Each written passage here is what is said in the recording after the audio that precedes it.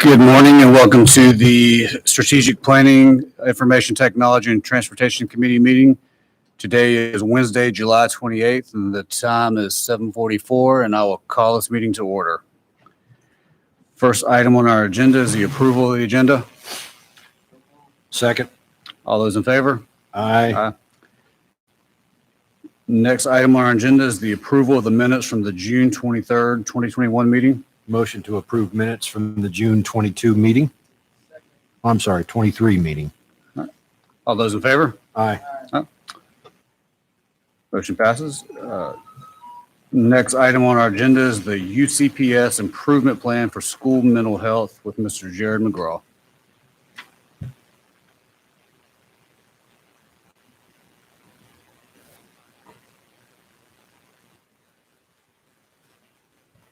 Good morning, Mr. Helms, board members, Dr. Houlihan, morning. and Ms. Morris. So I come to you this morning in November of 2020.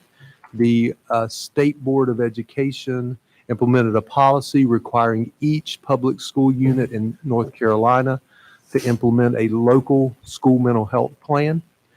You have that document in front of you this morning. We were provided with a template for entering the information in. A lot of the stuff you see on this document is things we already do or we strive to do. We're following our strategic plan for student support. It will need full board approval, and then once the board approves it, we will send this by September 15th, which is required, to the State Board of Education as our local mental health plan.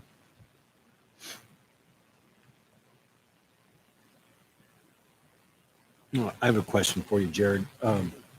Could you send me a copy of the proposed student survey? Yes, sir.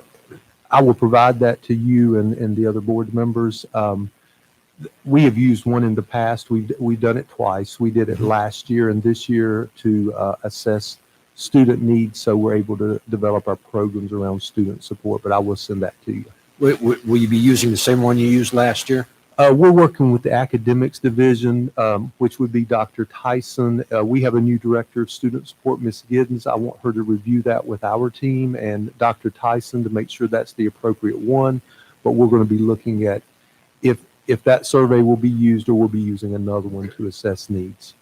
You may not know this off the top of your head, but I would be interested. If I remember the protocol for the student survey, once the students get into Canvas, if they aren't quick enough to opt out of the survey, they get basically locked up and have to complete it. I would be interested in knowing what percentage of this is for all ages, all grades. The student survey we've completed third through 12th grade, because that is the groups that had computers. Okay. I would be interested in knowing the statistics as to how many respond, because the concern I have, or I guess the concern is the feedback I've received that students don't often take this seriously and will write in or answer things that you may take serious, but they aren't, and it might skew your skew the data. And if somebody says, "Yeah, I'm going to jump off a cliff tomorrow," and that comes back to you, and you're, "Holy cow!" So I would be interested in knowing what the responses are, percentage-wise, of those that opt out versus those that take it. And I don't know exactly how to put this, but I'm wondering about the success data, basically, of the survey. In other words, okay, we had 20,000 students take it. Of that, we were able to identify the following issues and make an impact. What I'm trying to figure out is the effectiveness of going through this exercise.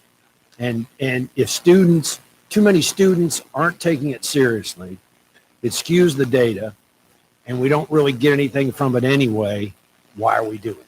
So I guess that's, I'd like to see how valid of a tool that's been for you over these past 2 years. Yeah, we can provide the percentages of students that have completed the survey, the ones that, that didn't opt out. We always want the most we can to take it. You get the best data, but you never get 100%, no doubt. But I'll provide that to you and the other board members as well. And I understand that if 99% of it, students take it as a joke, but you find that 1%, 10 kids, I don't know how many, that really decided to lay out their issues or their fears, or really be truthful and saying that they're struggling, then it is worth it. Don't get me wrong. I don't want to throw it out just because most of them take it as a joke. If we are actually identifying, the survey is actually successful or useful in the end, no matter how small that group is that we've identified and had an impact with. Yeah, I do believe the data that we collect off of our student survey is valuable to our student support team, to the academics team that works with us, the counseling office.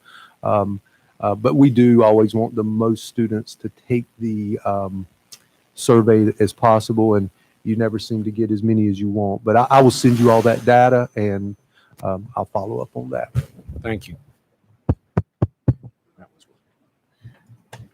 I guess in the short Cliff Notes version, what's the main changes from what we're not doing are we adding anything, or is it all just? Most everything in here, Mr. Helms, we're either already doing or we already have planned to do. Okay. We do have a new director of student support, Ms. Kasia Giddens, who I'm excited to work with. We looked over this document yesterday, and we'll be working through this to make sure we are implementing this up to 2025 is when this will be valid through.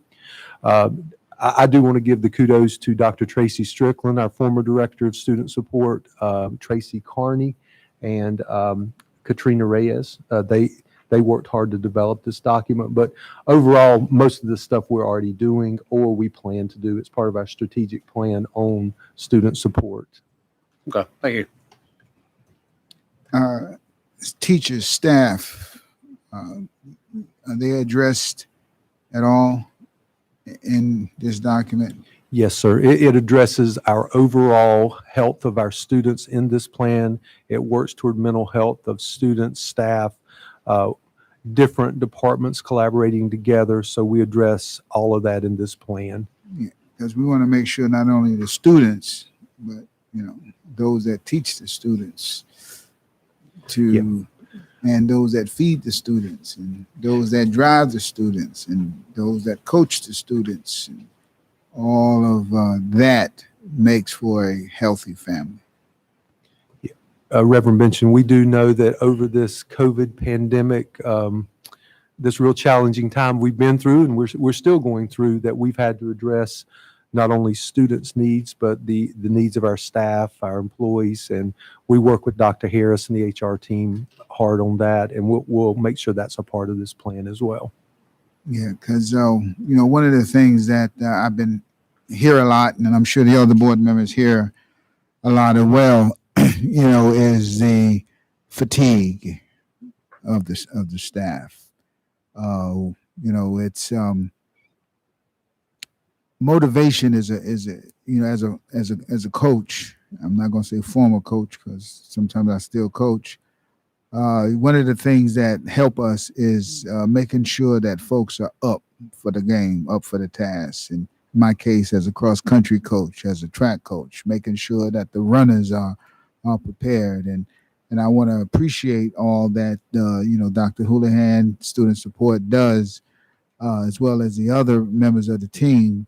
But when mental health is just something, it's in the news. I mean, it could very well be the difference between a gold and silver medal. If you're paying attention to the Simone thing. So we want to make sure that everybody gets a piece of that pie.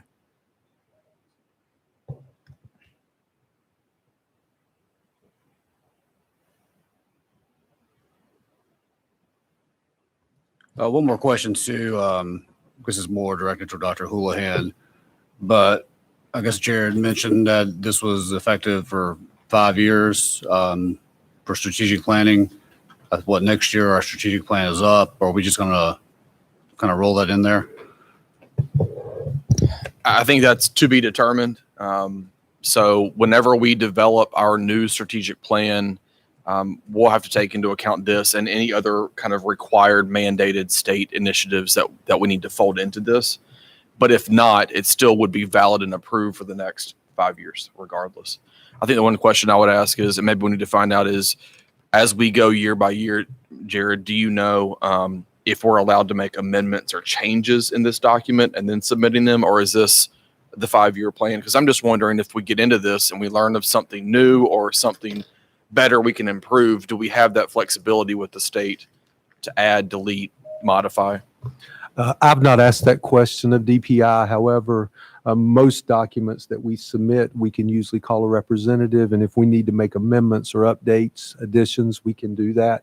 Because I think we all know with mental health planning that nobody imagined 2 years ago we'd be in the middle of this COVID pandemic. So we've been planning for a long time under Dr. Houlihan's leadership, with student support growing through our collaborative partnership with Union County, adding counselors, mental health therapists, and social workers. So we would have to add to this if needed, and I can call DPI and ask. But most plans are in action most all the time, because we're building as we go and responding to different events. Just like you said with the Olympian, who would ever imagine you would go through something like that? That's an excellent question, Dr. Houlihan. But in my thinking, this is just the old Marine in me. You know, if adjustments needed to be made, to me, I look at that, you know, as a LEE decision. You know what I mean? Not necessarily having to render somebody. If we, you know, we're in the fight, we're in the trenches, and you adjust fire where it's needed. So, but I think I appreciate you for having that forward thinking, and you know, I would see nothing that would prohibit us from just making those decisions. And matter of fact, since we're making those decisions, it's a good Union County decision. The state probably want to get down there and get a little piece of it themselves, because that's how we roll here. So thank you for that. That's excellent. I'm appreciate that. That's a good gift for my 41st wedding anniversary. That question. Happy anniversary. All right, if there's no more questions, I need a motion to recommend this to the full board at our next August meeting. Motion to recommend, send it to the full board. And I second that motion. All right, all those in favor? Aye. Motion passes, and we will send that to the full board at the August meeting.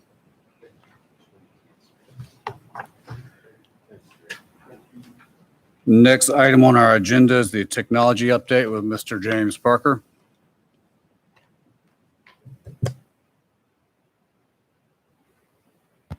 Hey, good morning. Good morning. Today, I just want to thank you for the time today. I just want to cover 3 topics. One is the Elementary Secondary School Emergency Relief Fund. That's part of the federal government, provides the school districts for funding technology items. And Union County Public Schools, and working with Shauna McLam, has dedicated $1.5 million towards technology, which benefits our students and connectivity in our district.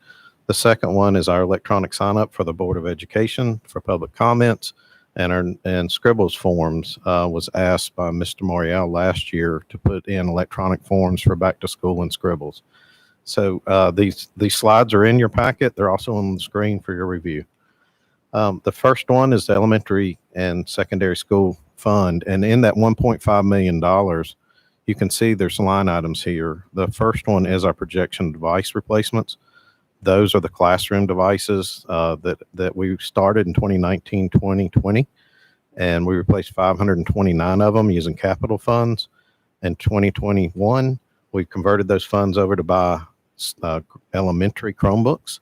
So we discontinued that project and used the funding over there. With COVID, the impact and remote learning, we needed devices in the hands of students.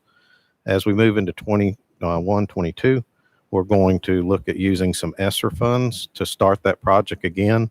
The requirements have changed on that. It must be a failing device. It must have already failed, or there's not a device in the classroom. So we surveyed all of our principals to ask for the devices in the school buildings, and we came up with 325 of them. And that's where the $750,000 comes to. It's already been discussed by the board and approved to move into projection replacements. The second one is adding an additional 1,250 Chromebooks, and that's for our K through 12 students for next year. As we've talked about in the past, our shortage of parts, the delays in getting the products, and keeping spares in students' hands, this will fulfill that need and give us those spare units that we need going into next year. Yes, the wireless mesh upgrades are our mobile units to increase our speed. We have older antennas in some of our mobile units, and increase that connectivity between the building and those mobile units. We want to put $125,000 in that. And the last piece is they're the access points for our central office buildings. These cannot be replaced using E-rate funds, so we're allocating $75,000 towards that. And what we wanted to do is recommend this going to the financial committee for just a review, but wanted to bring it to you information so that you could review it and ask any questions you have now with this. Jay, I have please go ahead. You sure? Did you have, yeah, that's fine. What is the outlook on parts? Still slow, or is it getting a little bit of mo? And that's a good question. So the vendors have replied that it's going to be October before they think there's a leveling of getting shipments back in from overseas. We still aren't sure, and they aren't either. They're projecting out. Last year we had a shortage, and we had months, 90-day delays in getting parts. And naturally, if a child's unit breaks, they need a spare. And while we're waiting, it's at 90 days to get that part. So our forecast tells us it's October, that it's going to level up, and if everything goes right. But if not, we want to buy these devices. It still takes 90 to 120 days to get the devices, the new ones, because there's such a demand and such short supply out there that's something that we're trying to plan for. Thank you, Jay. Yes, sir. Jay, one of the sensitive topic in technology these days is cybersecurity. And I notice here in the emergency relief funds, you're not asking for any additional funding specifically in that area. You feel comfortable? Can you just talk a minute about all the steps UCPS is, not all the steps, address cybersecurity and what UCPS is doing to maintain security? Yes, sir. I'll give you the best bullet point right now is Union County Public Schools is #1 in North Carolina for cybersecurity rating. So we've had 3 third-party audits, and they come in and evaluate your vulnerabilities. They do intrusion testing. They interview the staff. They look at our firewalls and our protection units, and they've rated us #1 in North Carolina. So that's a good thing. The hard work is maintaining that #1. Staying ahead of the hackers and the dark web crowd. And if you watch the news every day, there's a breach of corporations, a breach of schools.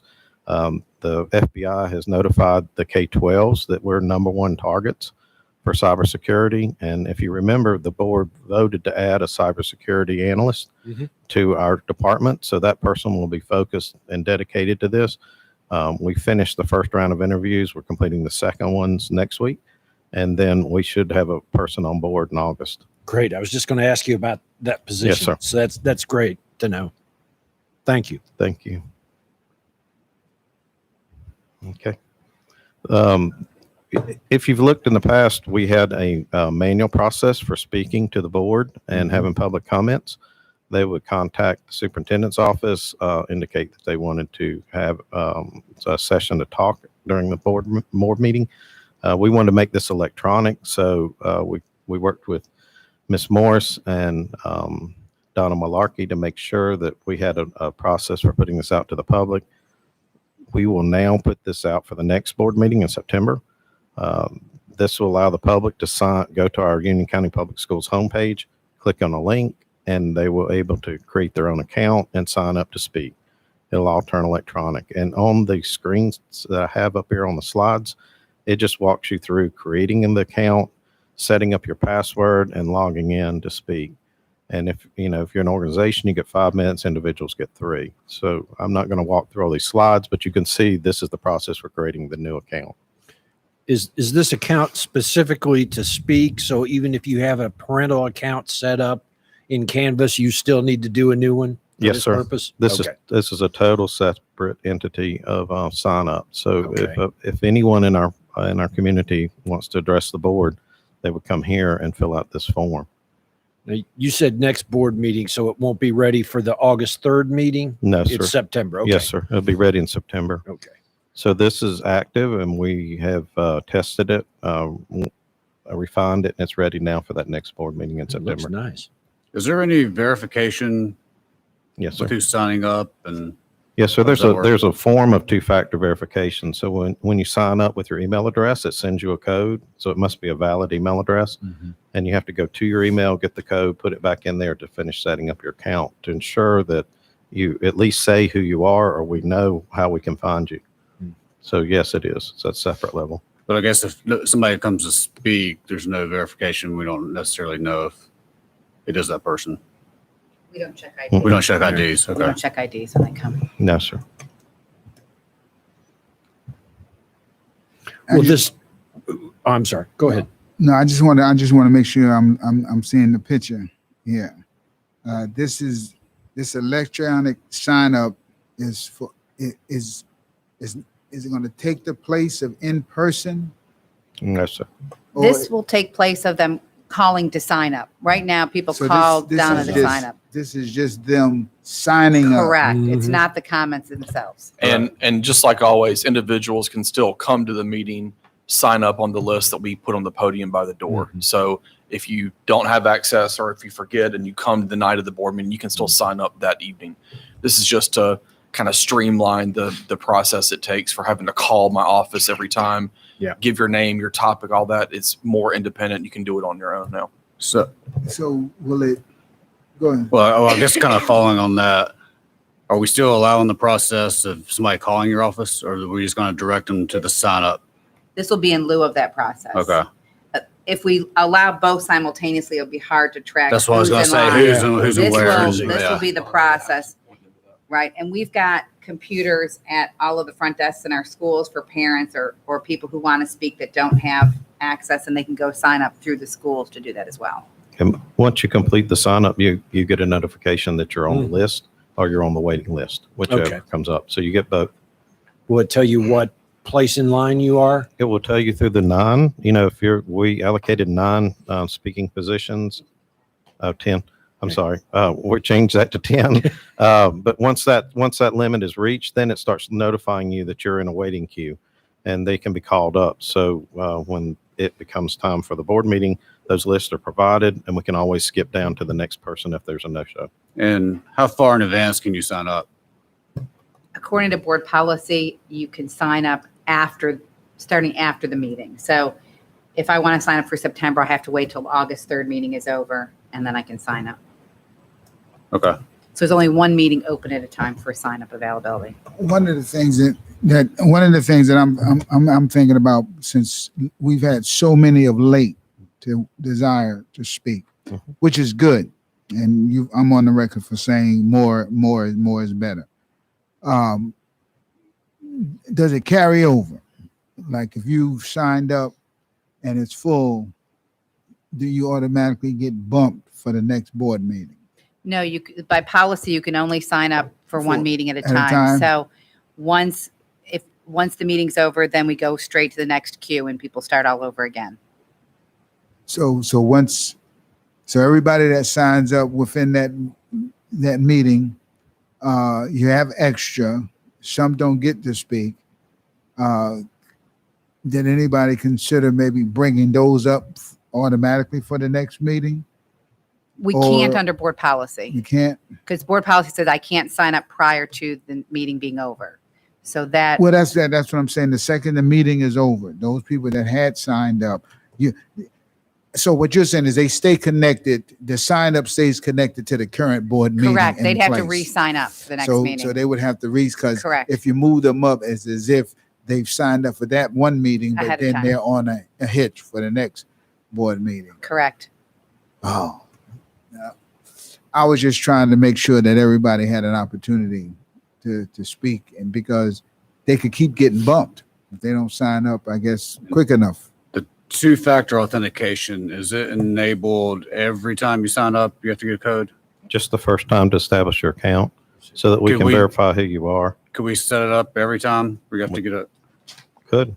We can make it in there. But once you establish your email address and we know who you are and it's validated, then we can always refer back to it. We keep those records behind the scenes that show that this key code goes with this address. So we could force a two-factor on every single well, with sign. that, I'm more worried about people scripting or bots or something signing up automatically Mhm. on certain times. That would alleviate some of that problem. And what we've done, the code behind the scenes takes those bots. If it notices an email address trying to sign up more than once, it disables that email address.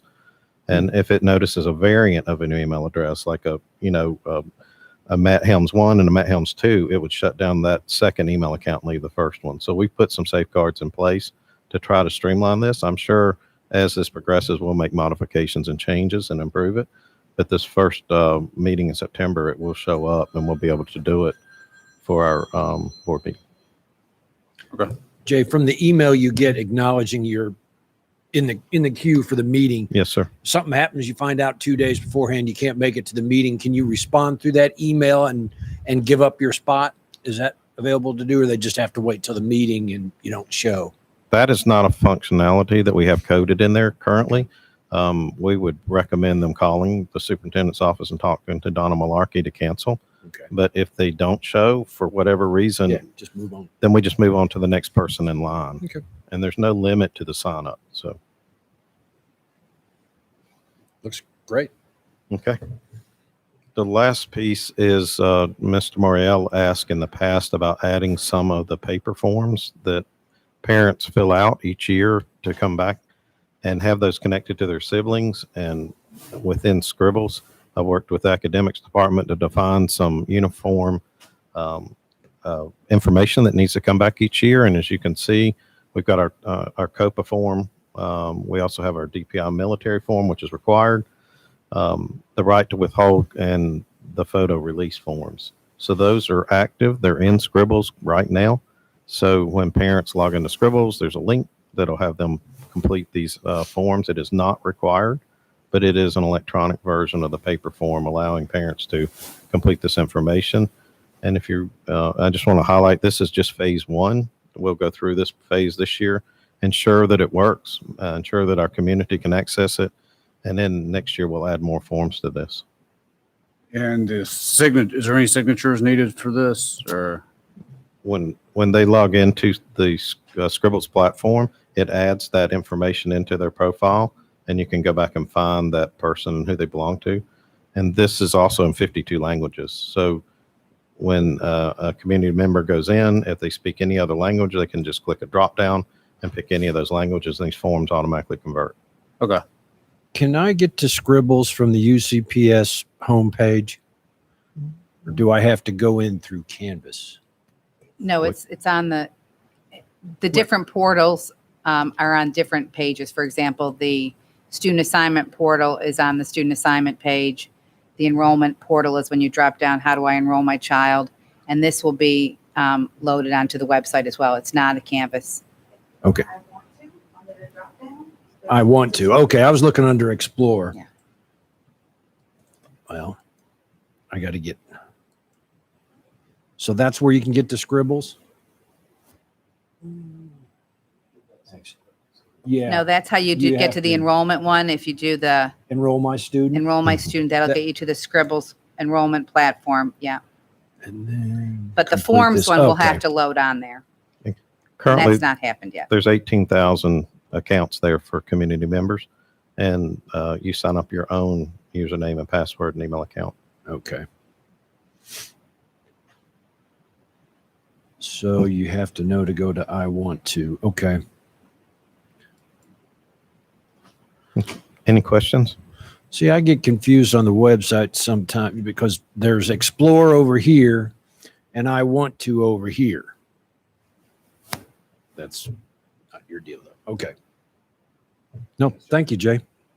Thank you. And Jay, just, and one of the things that Mr. Morial had brought up, this will allow us, if I have 3 children, to do these forms and pre-populate, right, so that, Yes, one form will tier to all of the siblings in in that family. Okay, thank you. If there's no more questions, I need a motion to send this to the ESSER information to the Finance Committee. Make a motion to recommend this information to go over to the Finance Committee. I second that motion. All right, all those in favor? Aye. Aye. Motion passes and will be sent to the Finance Committee.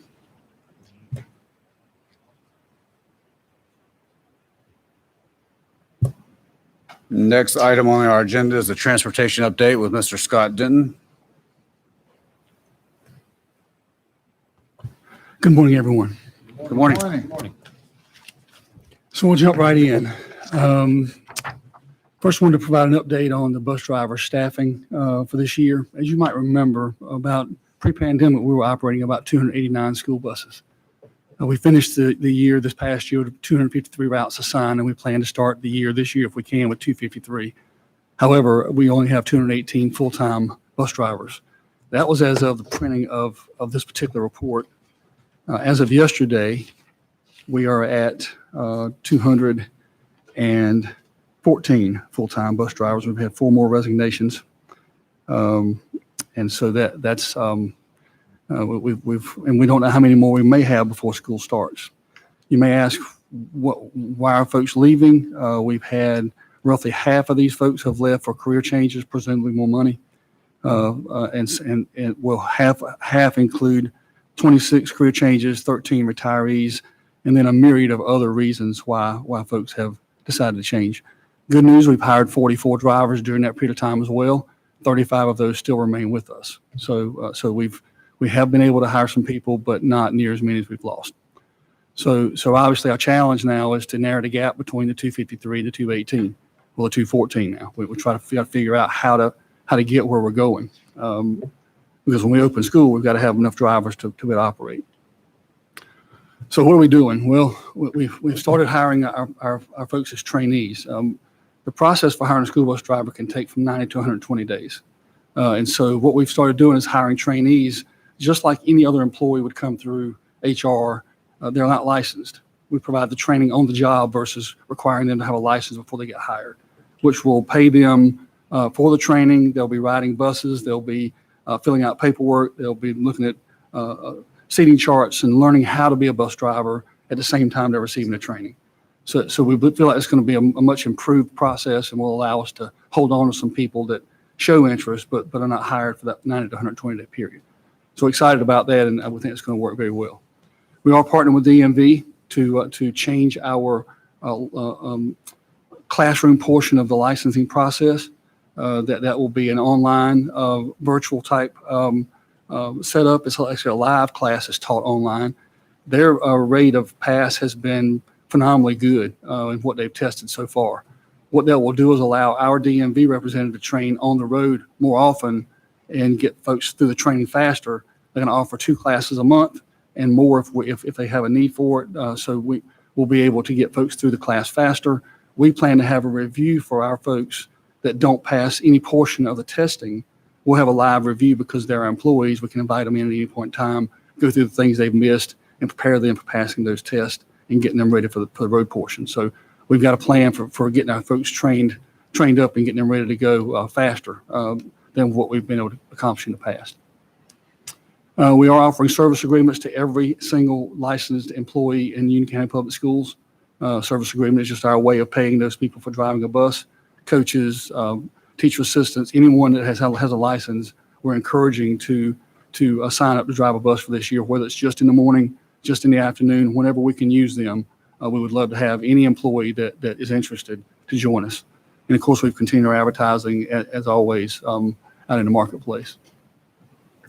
We are continuing our strategies from last year. We implemented the Consolidated Stops that we started last year. And of course, our planned double runs will continue that as well. A new initiative we're looking at is any student with an exceptional need that can be combined with regular population. We're looking at trying to streamline some of that population and utilize our resources better. The idea would be that if those kids, sometimes they live a long way from the school they're assigned to, we would take a group of students that maybe live in an apartment complex, 20, 30 kids, assign them to that EC bus, let them ride for a very short period of time, get those kids off the bus and then continue on the route. That way you're not making that route very long for those kids that may live a long way from school, but you're better utilizing your resources. Quick question too with the consolidated stops. I guess like where I live is more rural. There's some neighborhoods, some have sidewalks, some don't necessarily. So it becomes some kind of a safety issue if there's like a stop at the end of subdivision if they don't have a sidewalk. Can we look at maybe some of those subdivisions or neighborhoods that don't have sidewalks and see what we can do in those situations? So we look intently at traffic flow and the safety of kids being able to get to and from the bus stop.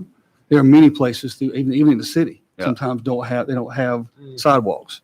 So we try to look at the traffic volume and traffic flow to make sure that it is safe for the students to walk to and from the bus stop. And when we get challenges back from parents, we have a documented process of taking pictures, observation of our staff going out during the period of time kids will be accessing the bus stops to be sure we feel like it's safe for them to actually walk down to the bus stop. So we have a very intensive process to make sure it's safe. What is our current policy for if you live within X half a mile, whatever it is of the school that you need to walk versus being eligible to ride? So the state, there's some state requirements or state guidelines that suggest that if you live further than 1 mile from school, you would not be eligible for transportation. Part of the reason closer than 1 mile. Closer to 1 mile. Yeah. Part of the reason why we have always transported those students is they count for our efficiency formula the same way that a student lives 5 miles from school counts. So you would want, from an efficiency perspective, to add those students on because we get paid for that. Right. So that's kind of the reason why we've always transported those kids. Now, could we draw limited circles around schools, half mile in some places, and require kids to walk to reduce our numbers? We could, but that would also have a negative impact on our efficiency rating. So it's a disincentive. It is. To do that, to It try and lessen our load. It is. That makes perfect sense. Okay.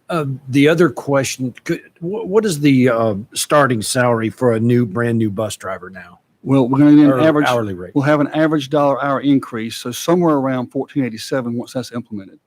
We're at $13.87 currently. Okay, that's starting. Correct. Brand new. How about, didn't we set up some ladders of years of experience bumping up pay, correct? There is a schedule. Graduated schedule. Yes. Is it the 1 to 4 years? Is that the first band? Yeah, band. And then 5 years, you get it. I would have to. You've not I'd have to had go it. back and look at that because I don't have it in my memory. What do you happen to recall off the top of your head? What is the maximum, the most, the highest hourly rate for most Now, I'm experience? going to ask Brian if he remembers. By the way, I have 2 of my staff members here today.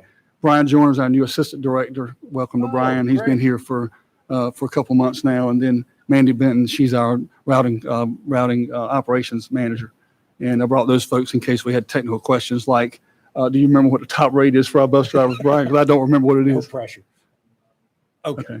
Okay. We certainly can get that information for you, but I would also be curious, this 1487, how it stacks up with the districts around us. I know it's not going to be the same as, I'm sure CMS pays more. they do. They're $15.75. I do know that. They're 1575. Well, that's Yes. not too terribly far off. I thought it'd be farther. There have been many counties that have recommended pay increases, minimum pay increases for their bus drivers to be effective for the starting school year. Maybe So- now that they got their extra money from the county commission, they're going to take care of the.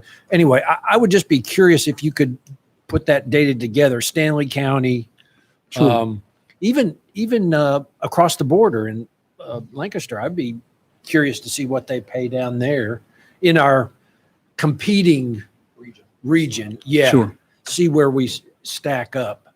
We don't currently offer any kind of signing bonus, sign-on bonus for a brand new driver.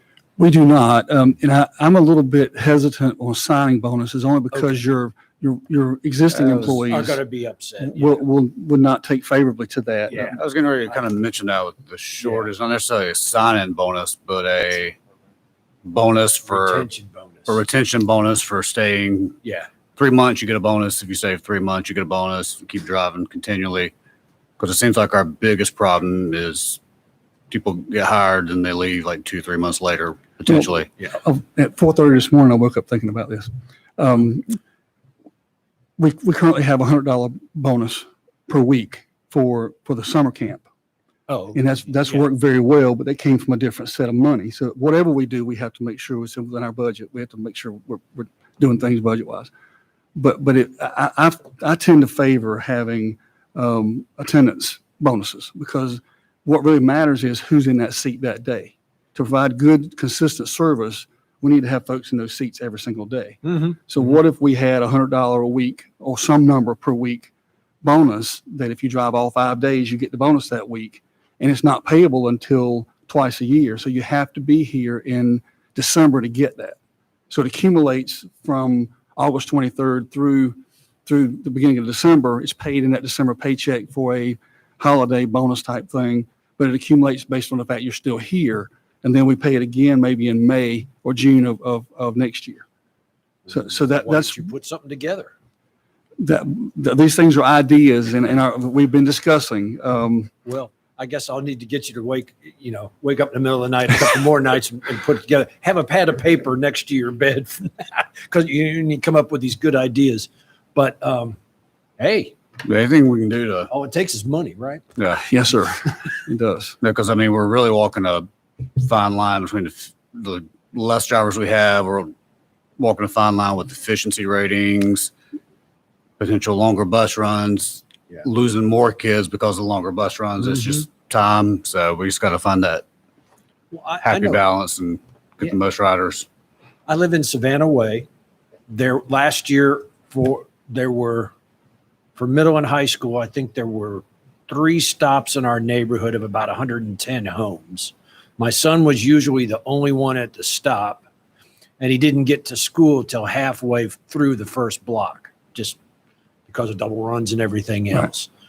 No fault of anybody.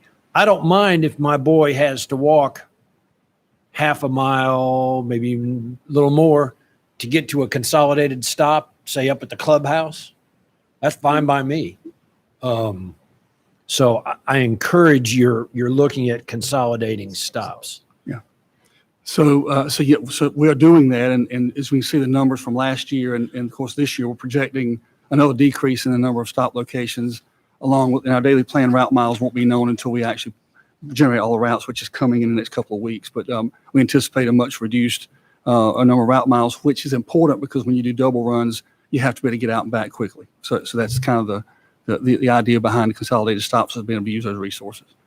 I'll go through these fairly quickly. This one is a 7-minute savings in Woodland Creek subdivision by consolidating the stops in that subdivision down to 1.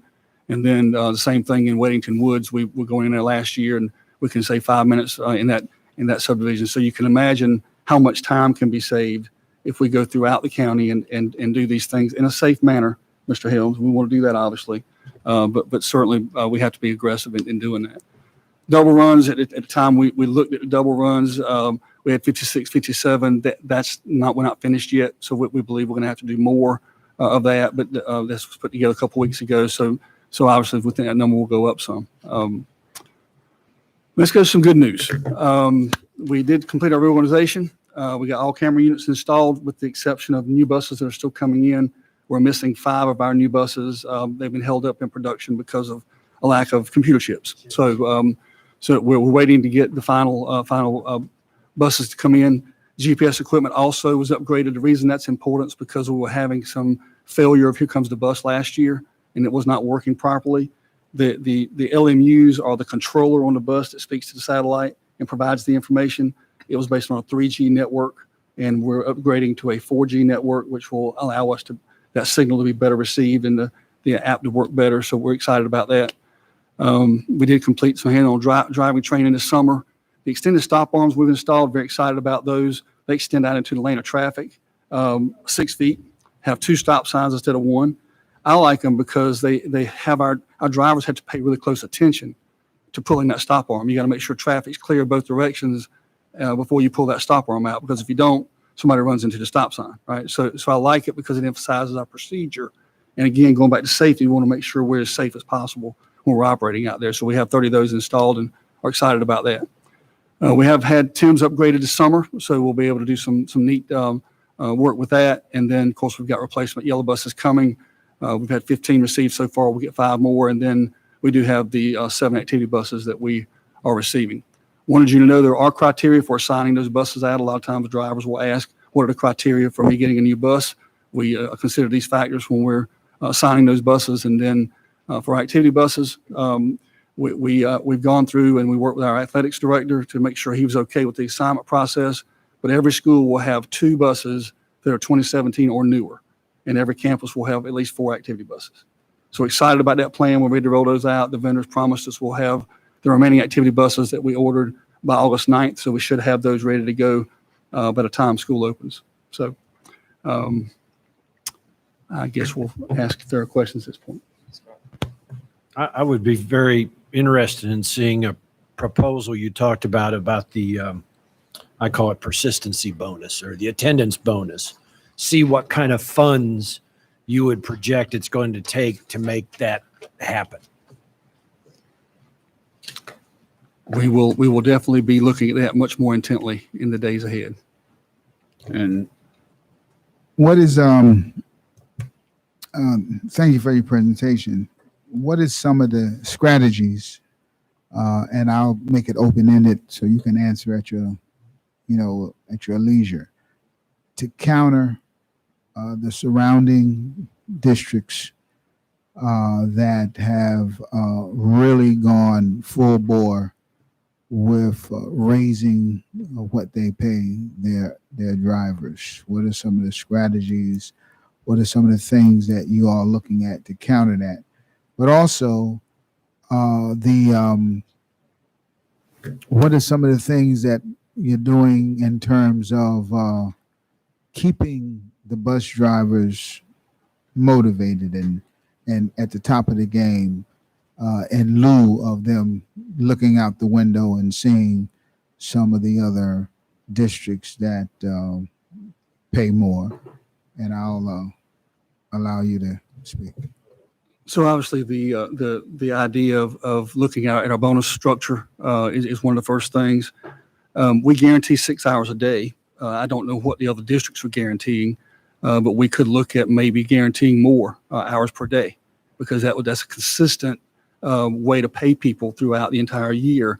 There are other districts that may be advertising a higher rate, but they're not offering as many hours per day.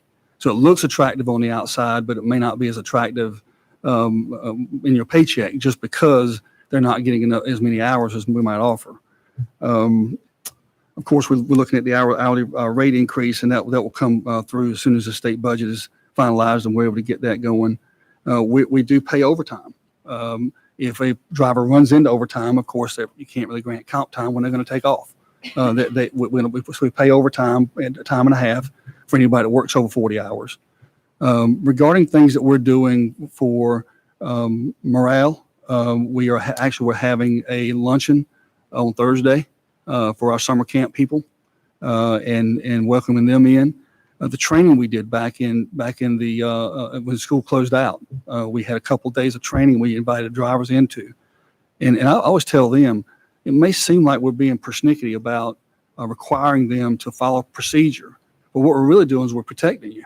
We're making sure that you're ready for transporting our students, and we're providing you with the tools you need to make sure they're safe, because you don't want to be in a situation as a driver to have an accident happen and then you weren't following the proper procedure.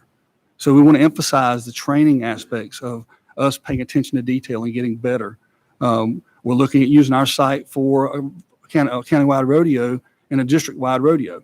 We have not done that. We've, I guess, participated in limited fashion in the past, but we've talked with DMV about using our site as a regional host site for the rodeo, and we've got the space out there to do that, which would encourage drivers to camaraderie and build that camaraderie amongst drivers to be able to prepare for that and then participate in that rodeo when it's offered. There's a bus rodeo there are several events that they go through and it's all about precision and maneuvering the bus, and it allows them also to practice the things they may not quite so good at. I think Reverend mentioned just the pandemic has made it just has people on edge a lot, and we do all we can to make sure our drivers know they're appreciated, and I'm certainly open to other ideas of things we can do. Because they are where the rubber meets the road. They rely on them heavily to make sure they get started well for our students. But what type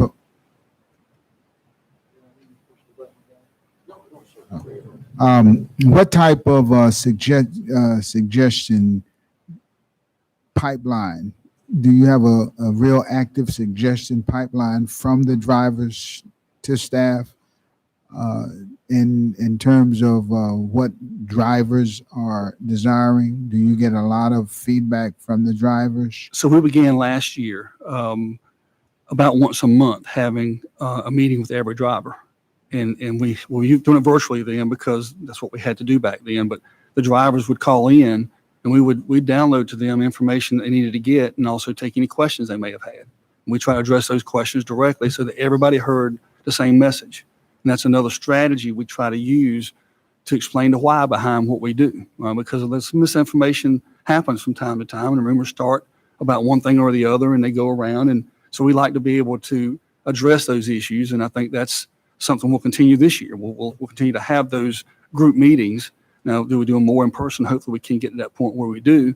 But I think we've learned how to use that technology to where we can get people, no matter where they are, to dial in and be part of that discussion. So there are things we are doing proactively to try to make sure that their concerns are heard and they're addressed. And let me just say to the bus drivers that I'm sure are listening, please make sure you're utilizing every opportunity that you have to let the department know what your concerns are to them, not to any social media or any rumor mill, but please go to your bosses. And if you don't feel as though you got satisfaction, go to the next boss.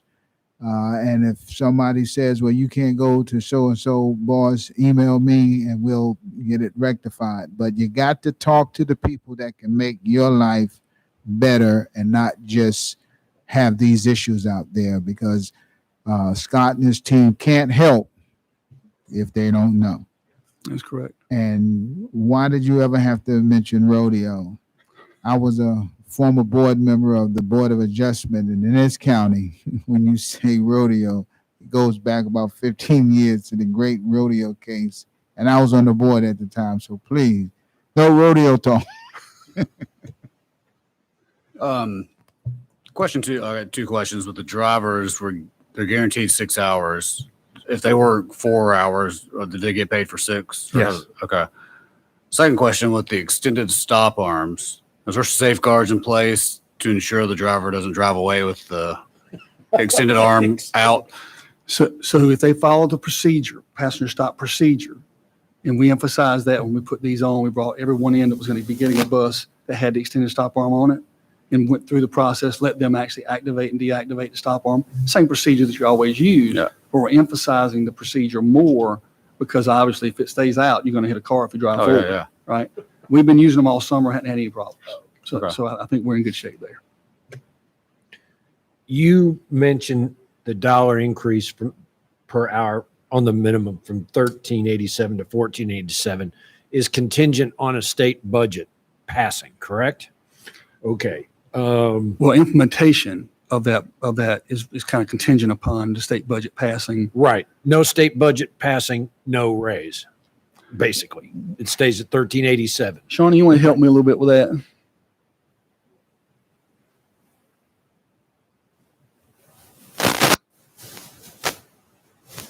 Thank you. So what we will do with that is we will make it an average of $1. So like we did in the past, it may be a different a different increase depending on how we structure it moving up the scale. So we will tier that. Right. But my point But is, the it's budget contingent- included an average. It is contingent on the state passing a budget. Currently, we are holding any of the implementation of increases for the state budget, but we are evaluating that right now. But So if we run into a situation where another budget is vetoed, then we would not have the availability of the increase, correct? For the state employees. well, And so we wouldn't do it for local. No state budget, uh-huh. no increase. Right? There was local dollars allocated in the budget for increases for our market study and for bus drivers.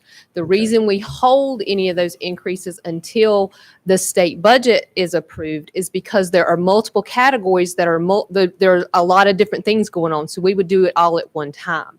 If the state does not approve a budget, then we would still be able to move forward with our local increases, and any of those increases would be, we would be able to retroactive pay those based on effective dates. That's what I wanted to get at.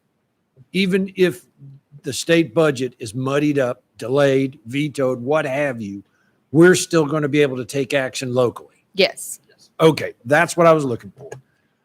What I would like to ask of you is, you mentioned two, to me, I had two takeaways as far as helping retention. Either we increase the minimum from 6 hours to what have you, or we try your some kind of attendance bonus.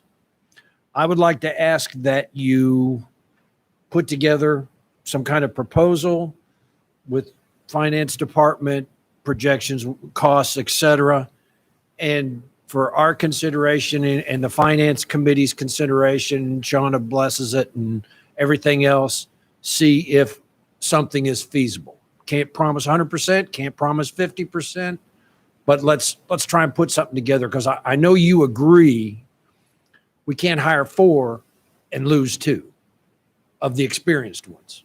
We got to keep the experienced ones for job Yes, one, absolutely. as well as add new ones. So I would like to ask that your department put together a proposal of where you think we'll have the biggest bang for the buck, and take a look at it next month if you can. Yes, sir. Okay. Is that okay with Okay, everybody? me. Okay, any more questions with transportation? Okay. Moving on, closing items, information to be taken to. What time you said there's a picnic or something? Oh, we do. Tomorrow? 11. 11. All right, moving on. I made a mistake. We have information, the COVID-19 protocol update with Dr. Andrew Houlihan. So just very quickly, I wanted to let the board and the public know we're getting a lot of questions from parents, from staff, about what our proposed COVID protocols will be for the upcoming school year. And I wanted to let you all know that working with Mr. McCraw, he is preparing a presentation for the full board in consultation with our health department and our lead nurses that are currently reviewing all of our COVID protocols, what we learned from last year, what we may need to continue in the coming year, what we don't need to continue. And so I wanted you all to know that if we're getting questions, we want the public to know we will be presenting information to the board next Tuesday night as part of our regular board meeting. We were not going to be prepared for that presentation this morning. And talking with Mr. Sides, I did want to go ahead and let you all know and publicly that it's coming. We know that you have questions, and we're seeking out those answers. So there will be, not on consent, there will be another line item after my superintendent's update Tuesday night, and Mr. McCraw will give that presentation. Just a couple of things, and I'm sure they will be addressed. I would like to see our students have lockers this coming year. See if that can be, I know last year, I know why we did it. I'm just hoping that we can relax that this year. You don't have to respond. I'm just making kind of, I hope to see kind of things. I also have questions to see how we can handle or adapt the quarantine policy. I I don't know if the guidelines have changed, but I would like to see something along the lines of, what is it? If I'm more concerned about the contract tracing of a student that sits next to a student that's positive. Has shown no symptoms. After 5 days, he can get tested. If he's negative, he can be back in 7. I have a hard time keeping all those days straight. Isn't that it? Testing is usually 3 to 5 days after an exposure. Okay, so if you go test within the 3 to 5 days, you still have to stay out 7 before you can return. Is that correct? Some of that guidance has changed, and we will update you Okay. at the meeting. right. The toolkit was updated, so we're working through that. But some of the Digesting guidance that. has changed about what Okay. types of testing that we accept, what types of things you can have to return. So Okay. we'll be All right. updating you on Yeah, Tuesday. I'd like to see that, how that can be revisited as well. Water fountains, I'm sure that's in there as well. Everything that we couldn't do last year, I'm sure it's either addressed, either yes or no, and we can go from that. Field trips, facilities use, letting outside entity. I mean, all of that will Yeah, be part of that update. Yeah. Now, what flexibility do we have locally to determine if we want to have our own guidelines that are differing from what's being offered? What legal or what local flexibility do we have? In consultation with the local public health director, we still need to follow the communicable disease policies like contact tracing, quarantining. We still need to, that is one of the mitigating measures we've been using locally that we feel helped us last year as we had positive cases. The contact tracing, our nurses did a wonderful job last year when they identified a positive case in any associated close contacts. But what I'll be presenting to you Tuesday night will be more of a partnership with the health department where we utilize their contact tracers. And, as we come back August 23rd, buildings, our nurses are going to have a lot of the duties they've had in the past where they're taking care of other student needs, and then you add COVID on top of that. So what I'll be presenting to you is that we work closely with the public health on contact tracing. But I think Mr. Sides, we have, as of today, because it seems like the things change every other day. I think we have much greater local flexibility on the recommendations and guidelines and what we choose to do. I think it's just going to be important for us to keep in mind what's in the best interest of public health and the safety of our staff and students. So I think that we have more flexibility, and that's why we'll be working probably a lot more closer with our local health department, as opposed to just following what the state tells us we have to follow. I think that they're more, again, as of today, more so recommendations and guidelines to consider. And then we consult with our health department to determine which ones do we accept, which ones do we want to modify based on their expert advice. See, this goes back to what I was saying earlier about, the local LEEs being able to facilitate their life. And so the more that we can come up with from our team that puts us in the best positive light and the positive safety of our population, the greater I feel about that. And I think like last year, one of the words we used a lot was flexibility, agile. As we get into this school year, we learned a lot of lessons from last year and how to implement these kinds of things. So as we get into the school year, as conditions have changed, we'll have to change as we go as well. And we will always come back to the board with those recommendations or changes, but you don't know until you know. And once we get into the school year, that will help us a lot. So we hope to address a lot of the detailed questions Tuesday night. Thank you. All right, moving on, we have closing items, information to be taken to the full board and other committees. I have the strategic plan, UCPS for mental health, and for technology, I have the ESSER funds going to the finance committee. All right. And our next meeting date is scheduled for August 25th, 2021 at 8 a.m. here at the PDC. And I will entertain a motion to So are we adjourn. going to be 8 or 7:30? Right now, 8 o'clock. What the chairs discussed last meeting was that if the agenda was short, we would go with 8 a.m. If it's long, we'll go with 7:30. So, That is the first full week of school, so we'll also have to Ooh. wait and see how things are going. But Well, I was just going to ask, do we have anything on the agenda right And now? there may not be an agenda. nothing on the So- agenda right There's now. okay. All right. So there's a chance we may not have a meeting at all. Yeah, if there's nothing for action and it's only information, we can hold that to the September meeting. Unless the transportation folks come up with something. So August 25th, 2021, 8 a.m. is scheduled right now. It could change to 7:30 if we have a full agenda, but that's what I scheduled for, and that's the placeholder. That being said, I will take a motion or entertain a motion to adjourn. All right, thank you. Second. All those in favor? Aye. Thank you. Thank you.